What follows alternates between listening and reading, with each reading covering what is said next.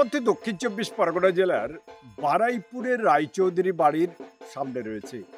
এখানে তৈরি হচ্ছে ৩০৩তম বছরের দুর্গা উৎসবের দুর্গা প্রতিমা। আর এই দুর্গা প্রতিমা দেখার জন্য প্রতি বছরের ন্যায় এবছরও কিন্তু প্রচুর মানুষ উপস্থিত হবে, এটা বলাই বাহুল্য।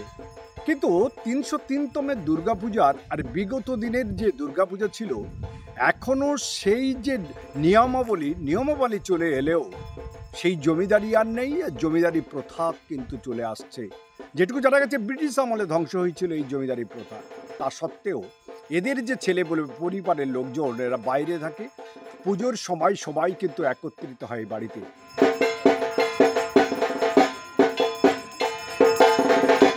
দুর্গাপূজাটা হচ্ছে ৩৫০ বছরের ওপর।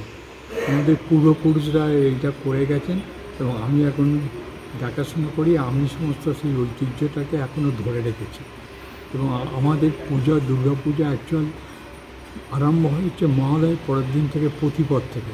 এখানে দুর্গা মন্দিরে সমস্ত ৩জন ব্রাহ্মণ নিয়ে গীতা পাঠ, চণ্ডীপাঠ সমস্ত করেন এবং সেই থেকে আমাদের পূজা স্টার্ট হয়েছে।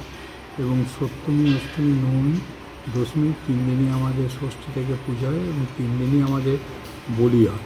এবং নবমীর দিনকে পাটা বলি প্লাস হচ্ছে আগ বলি হয় এবং যেটা পূর্বে চলে আসে সেইভাবেই রীতি আমরা মেনে চলছি। এবং আমাদের পুজো এখানে প্রচুর, গ্রামে গঞ্জের প্রচুর লোক এখানে আমাদের পুজো দেখতে আসেন এবং আমাদের একটা বাড়ির পুজো একটা ঐতিহ্য আছে এবং এখনও সেটা বহন করে চলছি। গ্রামে গঞ্জে থেকে প্রচুর লোক আমাদের এখানে পুজো আসেন এবং দুলিকে নেন। এইভাবেই আমরা পুজোটা চালিয়ে আসছি এবং দশমীর দিনকে আমাদের সমস্ত বাড়ির যারা মেয়েরা আছেন বা আমাদের বিদেশেও প্রচুর আত্মীয় স্বজন থাকেন, তারা সব পুজোর সময় আসেন। এই জমিদার ফ্যামিলির দুর্গাপূজায় ইতিমধ্যে সেজে উঠছে জমিদার বাড়ি, কিন্তু ভগ্নপ্রায় মন্দির, ভগ্নপ্রায় বাড়ি। আগামী দুর্গা উৎসবে দুর্গাপূজার সময় কেমনভাবে মানুষের সামনে দেখতে হবে সেটা দেখার জন্য প্রচুর মানুষ অপেক্ষা করছে।